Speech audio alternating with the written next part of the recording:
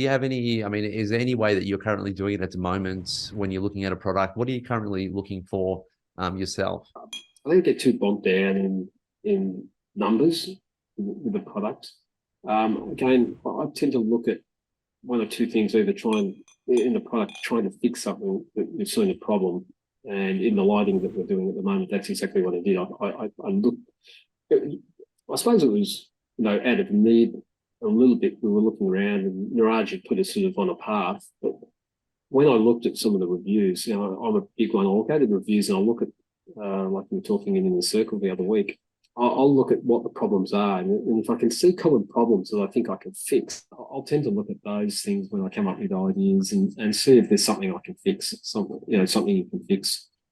And, then I'll start to look at how the product sells and whether it's, the fix, if I feel that the fix could, just capture that portion of the market.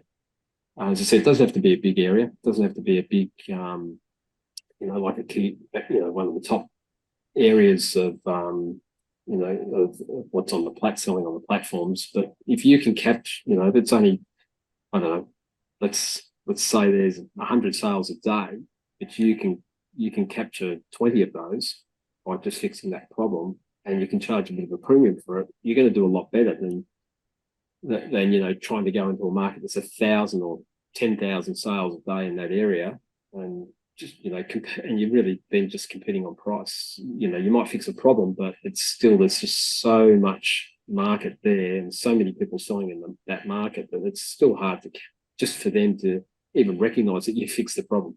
Yeah. And then then it takes a lot more marketing in that sense to actually communicate that across to them. So I personally just try this. I'm learning just to stay away from those areas, because I don't have the time and the budget to do it.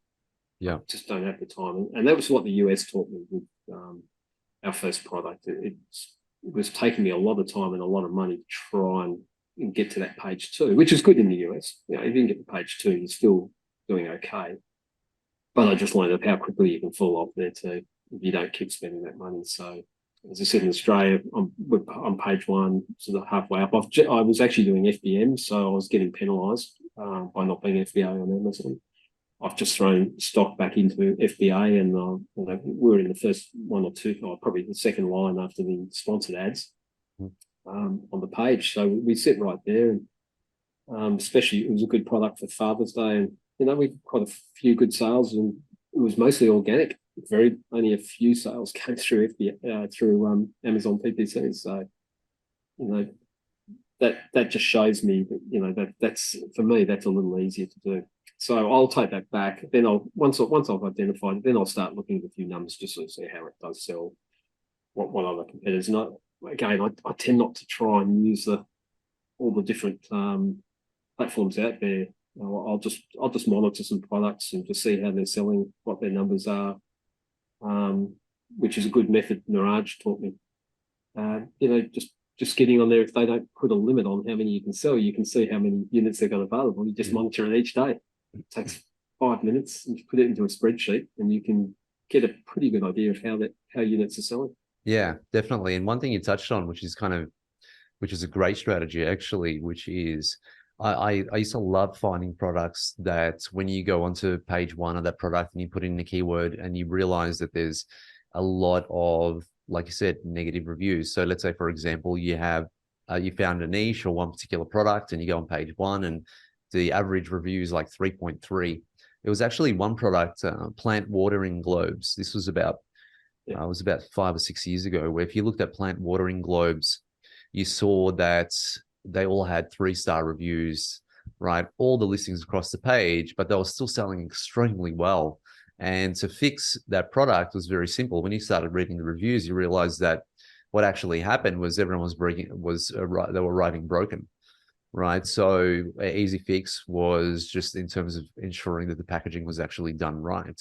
And also another negative, I guess, reviews that was consistent with everyone else was the fact that they only came in mixed colors. So people could only buy a mix of blue, green, or red, as opposed to just being able to buy just green or just blue or just red. They were the two common things that you could have fixed in that particular niche.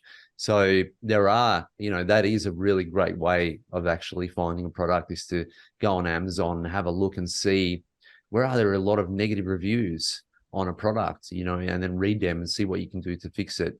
That's an excellent way of doing it. Appreciate mentioning it there, Dave. Hey there, this is Neil-Asher from the Aussie Online Entrepreneurs. I want to say a big thank you for watching this video. That video actually was from the regular Monday night Q&A session, excuse me, that I have with the members of the Aussie Online Entrepreneurs. Over 2,500 of us now, and growing, by the way. We're the fastest growing community of e-commerce entrepreneurs right here in Australia, with sales, by the way, of over $50 million. Now, if you'd like to find out more about what we do at the Aussie Online Entrepreneurs and get yourself off there and come and join us, all you need to do is go to www.aussieonlineentrepreneurs.com.au.